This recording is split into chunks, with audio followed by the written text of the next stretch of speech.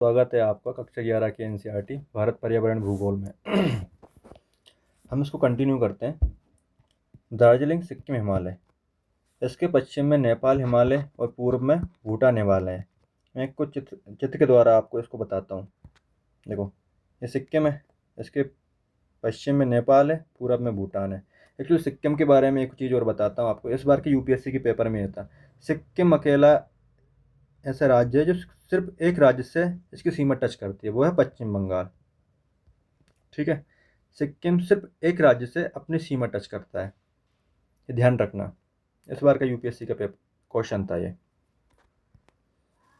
एक छोटा परंतु हिमालय का बहुत महत्वपूर्ण भाग है। यहाँ तेज बहाव वाली तीस्ता नदी बहती है और कंचनजंगा जैसी ऊंची चोटियाँ और गहरी घाटियाँ पाई जाती हैं। इन दोनों को भी अपन लोकेट कर लेते हैं। ये देखो, तीस्ता नदी कहाँ से ओरिजिन होती है? जेमा, ये यहाँ से ओरिजिन होती है। ठीक है, एक्चुअली तीस्ता नदी भी यूपीएससी के पीवाई हुए है, इसको ध्यान रखना। और कंचनजंगा ये इसकी चोटी है। ठीक है, ये अकेला प्राकृतिक यूनेस्को विश्व धरोहर है। इन पर्वतों के ऊंचे शिखरों पर लेप्चा जनजाति और दक्षिण भाग में मिश्रित जनसंख्या, जिसमें नेपाली, बंगाली, मध्य भारत की जनजातियां शामिल हैं। एक्चुअली नेपाली, बंगाली और मध्य भारत की क्यों रहती हैं? क्योंकि ये तीनों बहुत आपस में जुड़े हुए क्षेत्र हैं, तो यहाँ पे आके प्रवासी बस गए होंगे, तो इसलिए यहाँ पे मिश्रित जनसंख्या पाई जाती है। ठीक है, यहाँ की प्राकृतिक दशाओं जैसे मध्यम ढाल, गहरी जीवाश्म युक्त मिट्टी और संपूर्ण वर्षा का होना, मंद शीत ऋतु का फायदा उठाकर अंग्रेजों ने यहाँ चाय के बागान लगाए हैं। और चाय की खेती के लिए उपयुक्त दशा क्या होती हैं? चाय की खेती के लिए उपयुक्त दशा होती हैं, जैसे कि मान लो यहाँ पे वर्षा चाहिए होती है कम से कम 150 से 250 सेंटीमीटर वार्षिक, है ना। यहाँ पे तापमान चाहिए होता है कम 18 डिग्री सेल्सियस से 30 डिग्री सेल्सियस के बीच। तो उपयुक्त दशा यहाँ पे मिल जाती थी, इसलिए अंग्रेजों ने यहाँ पे चाय के बागान लगाना शुरू कर दिए थे। बाकी हिमालय से यह क्षेत्र भिन्न है, क्योंकि यहाँ द्वार स्थल आकृतियाँ पाई जाती हैं। द्वार स्थलीय आकृतियाँ क्या होती हैं? ये सिर्फ जलोढ़ के मैदान होते हैं, जो उत्तर पूर्व या भूटान के दक्षिणी क्षेत्र में इनको द्वार के बोल देते हैं, जिनका उपयोग चाय बागान लगाने के लिए किया जाता है। क्योंकि ये उपजाऊ मिट्टी प्रोवाइड करवा देते हैं और ये उपयुक्त दशाएं प्रोवाइड करवाते हैं, तो इसलिए यहाँ पे चाय के बागान लगाना आसान हो जाता है। सिक्किम और दार्जिलिंग हिमालय अपने रमणीय सौंदर्य, वनस्पति जात और प्राणी जात और आर्किड के लिए जाना जाता है। आप ये सब कुछ समझ गए होगे आप। रमणीय सौंदर्य मतलब दृश्य में है, एक दृश्य होगा जो मोहक होगा। ठीक है, वनस्पति जात यानी कि जंगल। आर्किड को समझते हैं, आर्किड क्या है? इस बार का क्वेश्चन है भाई, इस बार का क्वेश्चन है। यूपीएससी कुछ भी पूछ ले रही हो, और तो इसलिए हमें बहुत कॉशियस होकर पढ़ना होगा। आर्किड के बारे में समझते हैं। आर्किड एक फूल है, ठीक है, जो जिसमें लकड़ी नहीं होती, गैर काष्ठीय पौधा होता है। मैं इसका फोटो बताता हूँ आपको। ये देखो, ये आर्किड का पौधा है। एक्चुअली भारत में आर्किड की ना 1300 से अधिक प्रजातियां पाई जाती हैं। ठीक है, ये ऐसा फूल होता है जिसमें ना के बराबर खुशबू होती है और ज़्यादातर उष्णकटिबंधीय क्षेत्रों में यह पाया जाता है।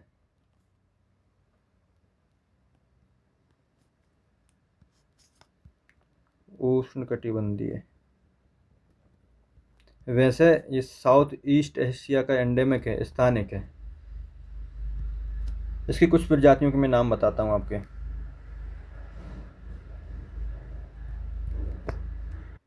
वो प्रजाति हैं फॉक्सटेल। फॉक्सटेल क्या है? अरुणाचल और असम का राजकीय पुष्प है, इसको याद रखना। टाइगर दुनिया की सबसे बड़ी आर्किड प्रजाति है। एक है गाउंड। जो गाउंड क्या है? उत्तर प्रदेश के दुधवा नेशनल पार्क में हाल ही में ढूंढा है, तो इसलिए ये न्यूज़ में भी है। ठीक है, एक और फैक्ट याद रखना आर्किड के बारे में, ये एफिफाइटिस होते हैं। एफिफाइटिस का मतलब होता है कि पेड़ों पे उगते हैं ऐसे पौधे। तो ऐसे आपने बहुत सारे गाँवों में कभी भी देखा होगा, या जंगल में कभी देखा होगा कि बहुत सारे पौधे दूसरे पेड़ों पे उग रहे होते हैं, तो उनको एपिफाइटिस बोलते हैं। ठीक है, चलो आगे चलते हैं। अब पढ़ते हैं अरुणाचल हिमालय। अरुणाचल ये पर्वत क्षेत्र भूटान हिमालय से लेकर पूर्व में डिपू दर्रे तक फैला हुआ है। मैं आपको इसका भी चित्र बताता हूँ, इससे क्लियर हो जाएगा आपके मन में।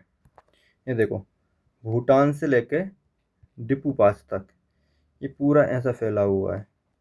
ठीक है। इस पर्वत श्रेणी की सामान्य दिशा दक्षिण पूर्व से उत्तर पूर्व है। ठीक है। इसमें आप लोकेट करोगे तो कैसी होगी, ऐसी। इस क्षेत्र की मुख्य चोटियों में है कांगटू, नामचा बरवा शामिल है। इनको भी अपन लोकेट करते हैं, हर चीज़ को लोकेट करते हुए पढ़ेंगे, जिससे कि साथ साथ में आप माइंड में एक चीज़ क्लियर करते हुए चलो। ये देखो, ये है कांगटो। ठीक है। ये है डफला, ये है मिरी, ये है अबोर, ये है मिसमी। ठीक है। केलिंगोंग, मोलिंग, बोर्जिंग। मैं आपको इनका एक्रोनेम बताता हूँ जिससे कि आपको याद हो जाए। डफला, DMAM क्या है, डफला, मिरी, अबोर, मिसमी। ये आपको पश्चिम से पूर्व की ओर पहाड़ियाँ क्रमबद्ध रूप से याद हो जाएंगी।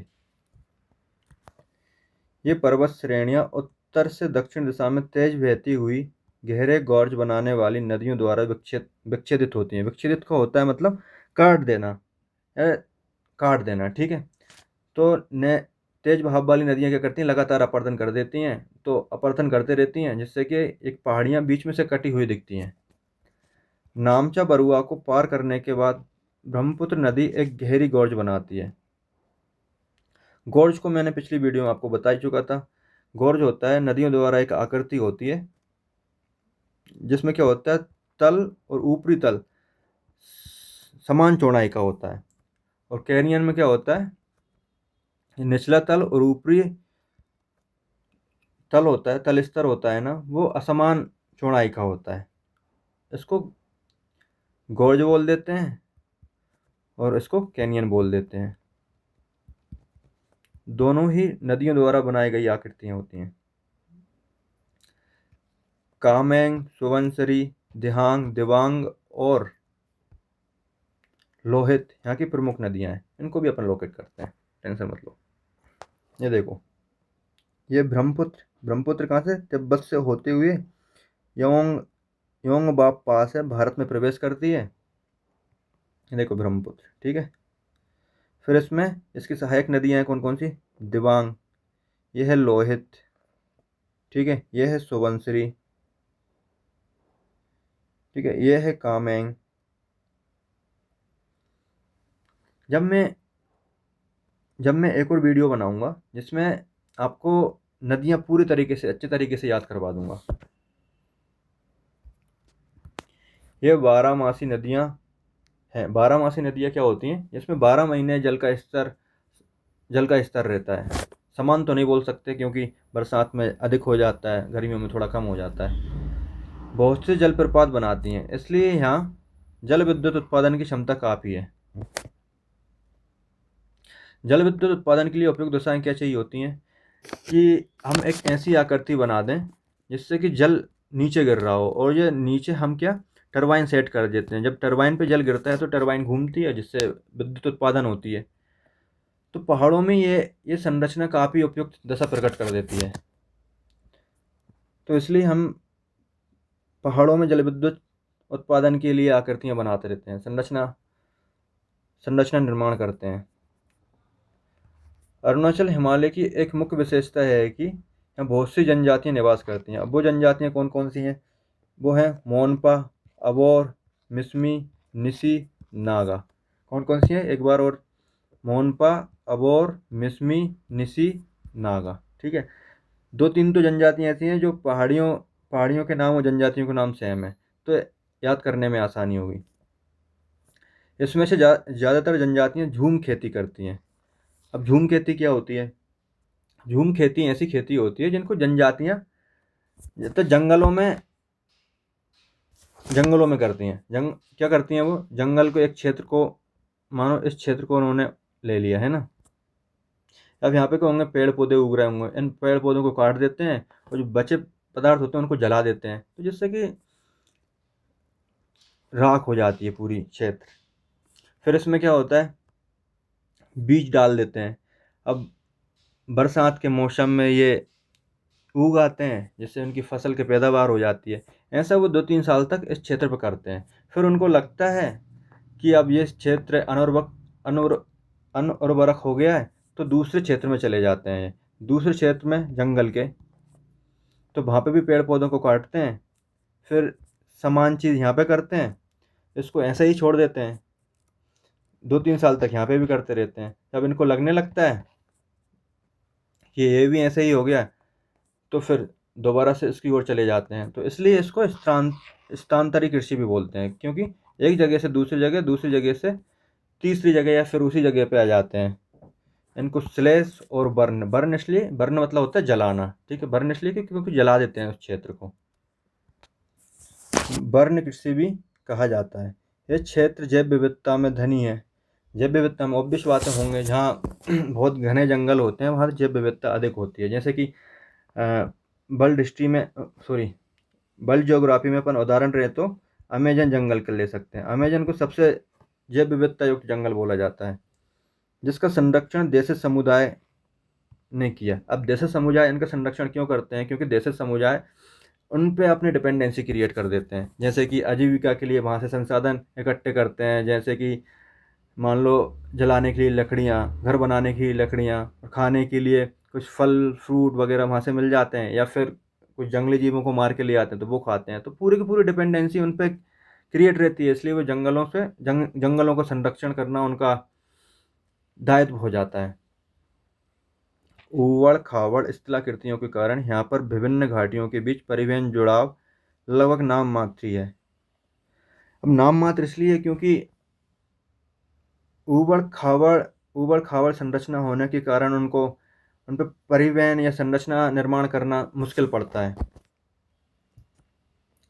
इसलिए अरुणाचल असम सीमा पर स्थित द्वार क्षेत्र से होकर यहाँ कारोबार किया जाता है।